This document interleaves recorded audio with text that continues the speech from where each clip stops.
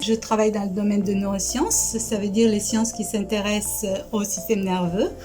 Et puis, je m'intéresse plus particulièrement aux maladies neurodégénératives, c'est-à-dire les maladies qui étudient la dégénérescence de cellules nerveuses. Depuis une quinzaine d'années, je travaille sur la maladie d'Alzheimer.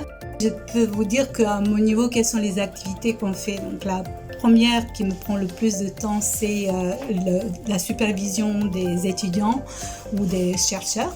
Donc, ça veut dire qu'on va discuter des résultats de leur expérience, de l'analyse, des difficultés de direction à prendre. Ensuite, je passe aussi beaucoup de temps à faire des demandes, donc d'écrire des demandes de l'argent, de subventions, puisqu'il nous faut de l'argent pour payer ces recherches. Une autre partie de temps importante passe aussi aux évaluations, donc on appelle ça évaluation par des pairs. Donc je suis impliquée, on me demande de donner mon avis sur les publications des collègues. Quand j'étais petite, je voulais savoir comment ça marche. Alors c'est vrai que tous les enfants ont cette capacité, on la malheureusement perd en grandissant, sauf quand on est chercheur, parce qu'il faut continuer à être curieux et aimer apprendre et comprendre. La plasticité synaptique. Alors, dans cette plasticité synaptique, il y a deux mots.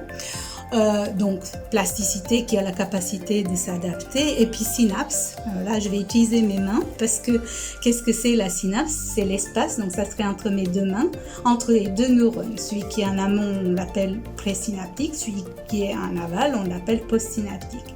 Et en fait, cette plasticité permet aux neurones postsynaptiques de répondre de façon amplifiée si la stimulation par le neurone au-dessus, le présynaptique, est forte, ou alors de répondre de façon amoindrie, diminuée, si cette stimulation est faible.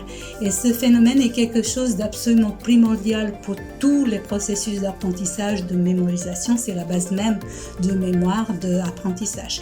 Et puis pourquoi on est devant? Parce que pour mesurer cette plasticité synaptique, on utilise cet équipement-là qu'on appelle le poste d'électrophysiologie, puisque les signaux que les neurones échangent sont au départ électriques, et donc c'est ces signaux électriques qu'on a mesurés avec ce poste.